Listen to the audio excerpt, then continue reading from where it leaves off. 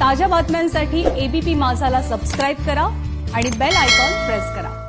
कोल्हापूरमधून एक दुःखद बातमी आहे। गरोदर महिलेचा रुग्णालयात नेण्याआधीच मृत्यू झालाय। कोल्हापूरच्या राधानगरी तालुक्यातली ही धक्कादायक घटना घडली आहे। डोलीतून 7 किलोमीटर अंतर पार करतानाच वाटेतच या गरोदर महिलेनं आपले प्राण त्यागलेले आहेत।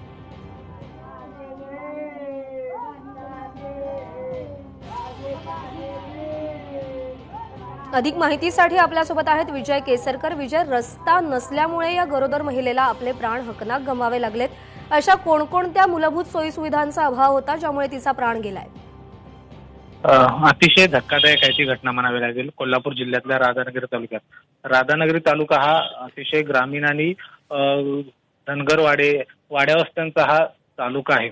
मात्र जो मासुर्लीपैकी मधला धनगरवाडा आहे आणि मासुर्ली हे अंतर जवळपास 7 किलोमीटरचं आहे आणि 7 किलोमीटरचा हा रस्त्याची मागणी अनेक वेळा झाली, मात्र तर देखील हे रस्ते पूर्ण काही झाले नाहीत आणि त्यामुळे एका गरोदर महिलेला आपले प्राण आहेत ते गमावे लागलेले आहेत। भानुबाई भुरके असं या महिलेचं नाव असून रात्री 1:30 वाजताची ही सगळी घटना आहे। 1:30 वाजता ज्यावेळी या गरोदर महिलेला कळा सुरू झाला त्यावेळी गावातल्या काही नागरिकांनी डोली करून मासुर्लीपर्यंत आणण्याचा प्रयत्न केला, मात्र तो मार्ग आहे तो इतका खडतर होता की या ठिकाणी ज्या भागुबाई आहेत त्यांना आपला जीव गमवावा लागलेला आहे। खरं तर धक्कादायक म्हणजे 2 महिन्यापूर्वीच त्याच ठिकाणी एका 7वीतल्या विद्यार्थ्याला सर्पदंश झाला होता आणि त्याला देखील अशाच पद्धतीने आणत असताना त्याचा मृत्यू झाला।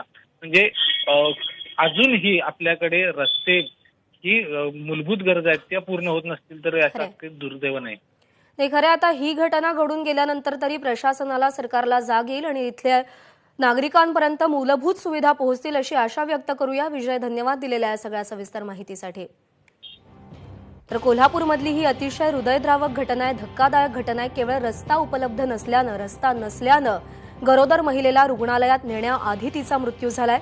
कोल्हापूरमधल्या राधानगरी तालुक्यातली ही धक्कादायक घटना आहे। अवघं 7 किलोमीटरचं अंतर पार करायचं होतं, पण ते अंतर पार करण्यासाठी कोणतंही वाहन त्यांच्यापर्यंत पोहोचू शकलं नाही, कारण तिकडे रस्ताच उपलब्ध नव्हता। त्यामुळे त्या गरोदर महिलेला डोलीतून नेण्याची वेळ तिथल्या ग्रामस्थांवर आली होती आणि हे अंतर पार करतानाच त्या गरोदर महिलेला प्राण हकनाक गमवावे लागलेत।